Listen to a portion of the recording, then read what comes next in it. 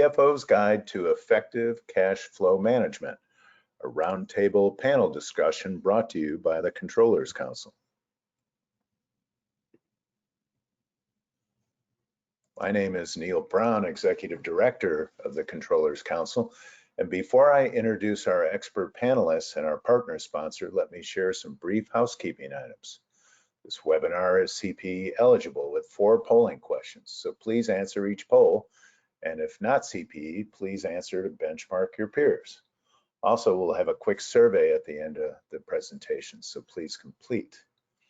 Next, we'll have Q&A at the end of the presentation, so use your GoToWebinar control panel to ask our experts questions. And finally, you'll receive a link to this webcast via email in the next 24 hours, so no need for notes or screenshots. So with that, a word about our partner and sponsor. BILL is a leading financial operations platform for small and mid-sized businesses. BILL automates the future of finance so businesses can thrive. BILL's integrated platform helps businesses to more efficiently control payables, receivables, spend and expense management. Hundreds of thousands of businesses rely on BILL's proprietary member network of millions to pay or get paid faster. Headquartered in San Jose, California, BILL is a trusted partner of leading U.S. financial institutions, accounting firms, and accounting software providers. For more information, visit bill.com. Well, with that, I'm very pleased to introduce our expert panelists, and may I say our dream team. Ted Weitzel is SVP Finance and Operations at Logic.io Commerce Engine, which recently exited to ServiceNow. I believe that was in May. Prior roles include contract CFO and SVP Finance and Ops role at G2, the software platform that also was exited to a company called Primera. And he was controller at Steel Brick Software, which sold to Salesforce. And he was, prior to that, controller at G2 before he was SVP of Finance and Operations. He was accounting director at Big Machines. That, again, you're not going to believe it, exited to Oracle. And Ted earned a BS in Business and Accounting from Miami University in Ohio, and is a CPA, although inactive. That is the licensure. And Ted is a founding advisory board member for the Controllers Council, so I've known Ted for over a decade. Next, Genevieve Hancock is CFO at Germfree, which is a life science, biotech, and clean room provider. Prior roles included VP Finance, Chief Accounting Officer, Owner Principal for G. Hancock Advisory, and several technical accounting roles for firms, including the Walt Disney Company, and 4 years of public accounting at PwC and BDO.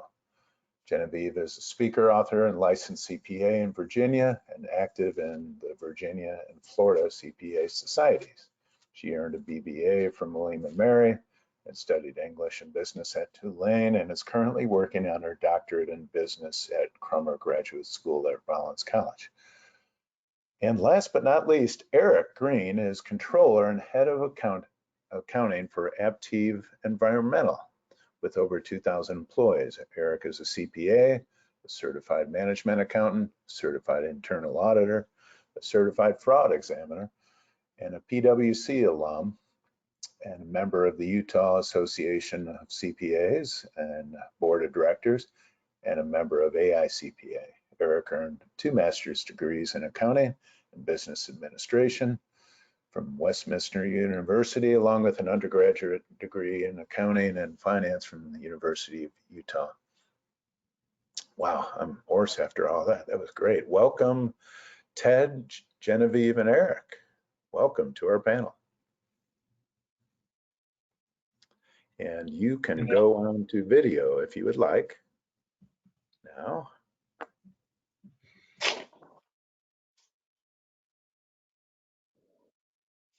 And here we are.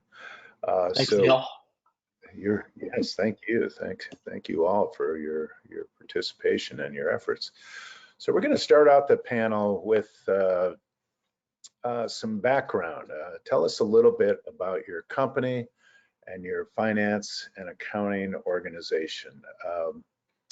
Let's flip it around, and Eric, why don't you go first here? Sure thing. So my name is Eric Greene. I'm the current controller of Aptive Environmental. We are a growing company with about $600 million in annual revenues, and we're in an exciting time of growth. Hopefully you see our pest control vans. We specialize in residential pest control, so hopefully you see the vans wherever you may be located across the United States. We do believe we provide a premium product in providing residential pest control. We are founded in 2015, and currently right now we serve over 4,000 cities, and one of the fastest growing companies according to Inc. 5000. So exciting to be here with you today, Neil. And what about your F&A org then, Eric, real quick? Yeah. So we have a pretty split team between finance and accounting. We do have a number of FP&A individuals led by our director of FP&A here at Aptive.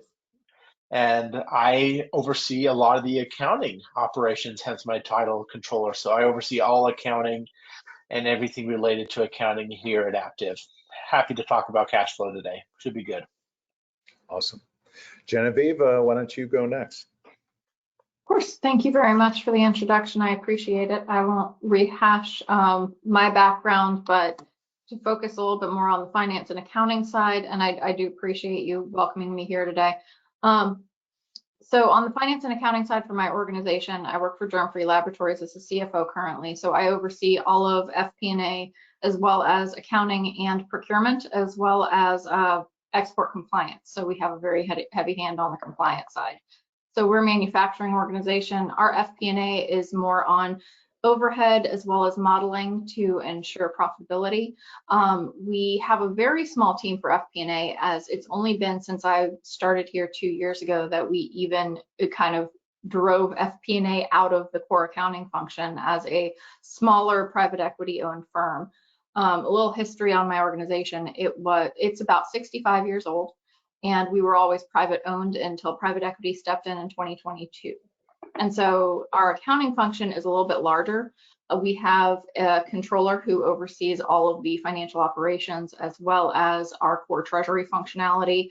Now I have a very big hand in that as well, and so it's kind of driven with the controller as well as the CFO here. And then we also have the staff accounting role and our collections on anything from AR. So financial operations is split between payments and operational receipts. Excellent, thank you for that. And Ted, how about your role? That seems to be changing rapidly. Great. No, Neil, thank you for the introduction. I've been doing this for 20 years.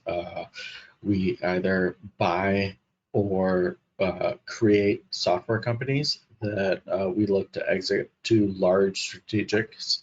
One thing that wasn't in my bio was I also sold the Best Buy relationship from Capital One to Citi for $7 billion, which was a pretty good, fun thing to do. But Logic.io was a third generation CPQ company. If you look back into my history, you'll see that I have had a lot of CPQ, which is configuration, pricing, and quoting software experience. So we decided to do it with a very amazing quick rules engine and make it AI powered. So ServiceNow thought that was very interesting and acquired us in May. Looking forward to doing a few more before I retire, and that's about it for me.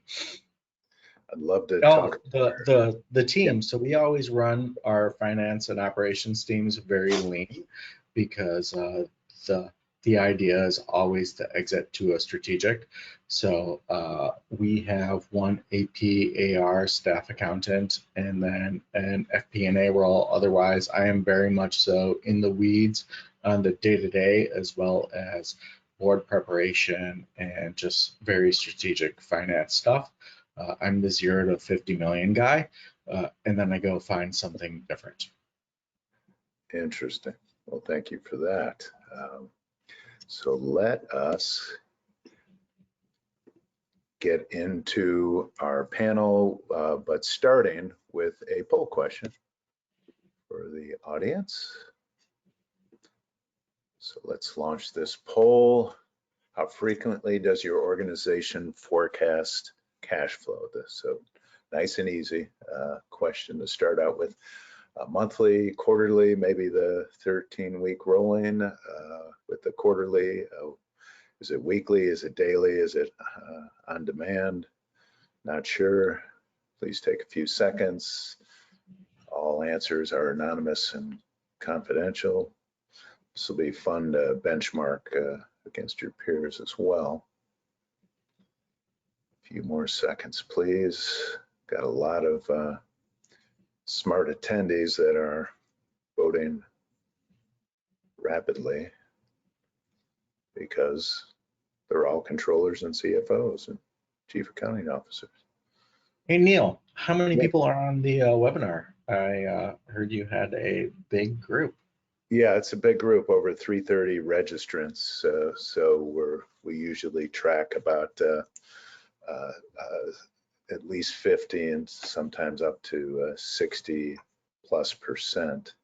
Amazing. So, yeah, it looks like we're tracking towards 70% here today. So great topic, but let me go ahead and close the poll and share that out. So number one, monthly, 37%, followed by 28% quarterly, 20% weekly, and 5% daily. So I remember doing webcasts in the middle of the pandemic, and there was a lot more daily reporting back then. So any surprises here, panelists?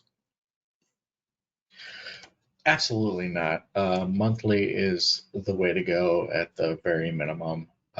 You got to have an eye on cash flow, and we do a 3-year rolling forecast, which is a little bit more than 13 month, but the idea is always to get ahead of things before they go sideways. And I just heard from someone yesterday who let it go a little bit too long, and I was telling leadership, hey, we're going to have a problem. We're going to have a problem. They're like, no, we're not going to have a problem. We're not going to have a problem. And then they did. And it really blew up for them. Oh, wow. Well, we have a question about cash flow nightmares, so I can't wait to hear some of those. Let's go ahead and get on to our next panel question. How frequently does your organization forecast cash flow? So how about our panelists? Why don't you share that? Genevieve, do you want to start?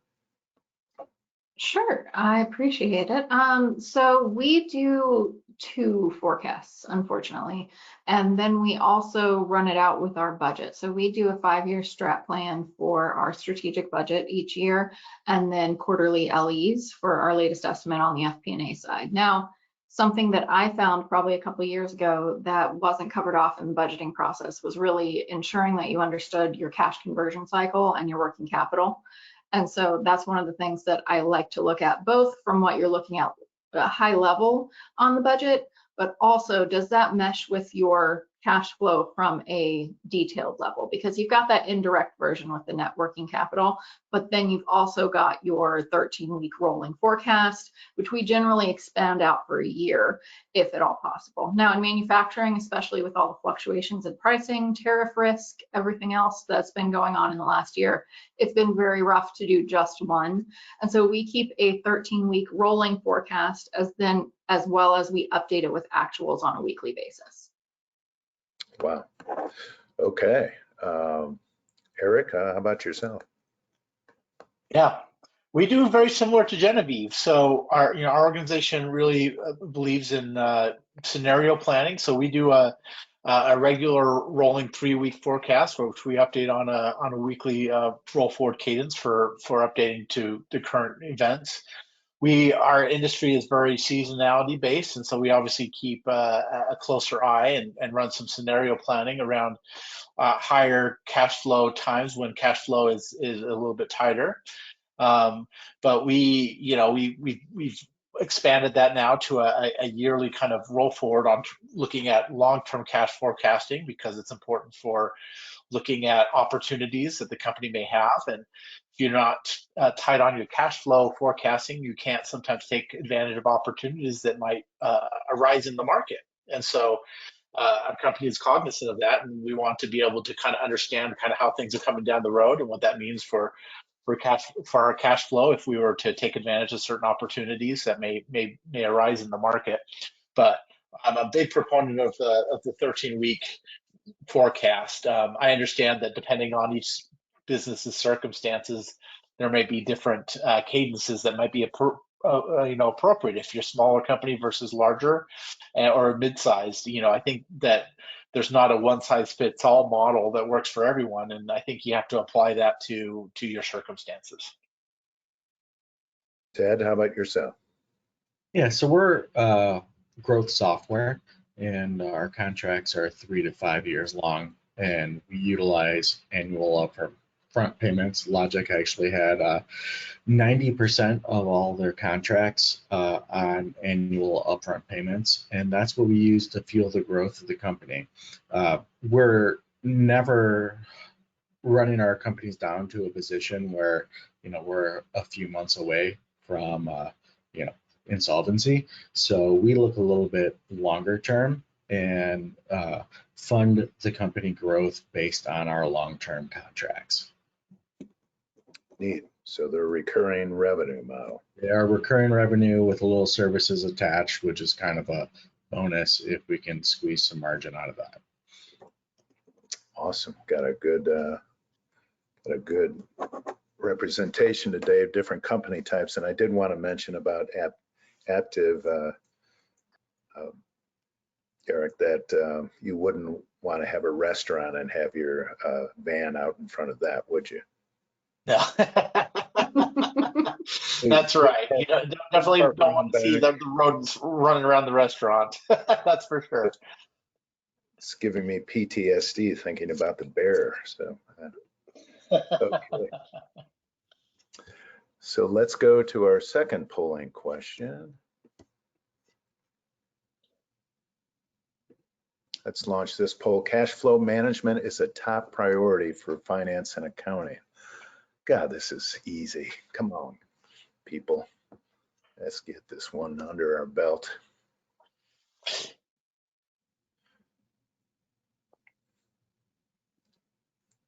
have a feeling it's going to be lopsided.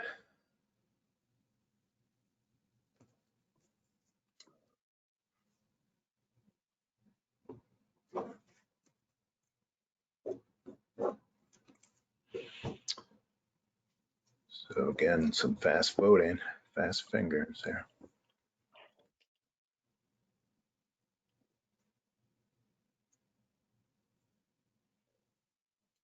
All right, well, we've got 4 here. You just have to answer 3 of them. So, all right, so not a surprise, 74% strongly agree, 23% agree, so 97% total. Only 1% disagreed and 2% didn't know. So I don't think anyone really disagrees with that. So we don't need to talk about that. We'll just go to the next panelist question.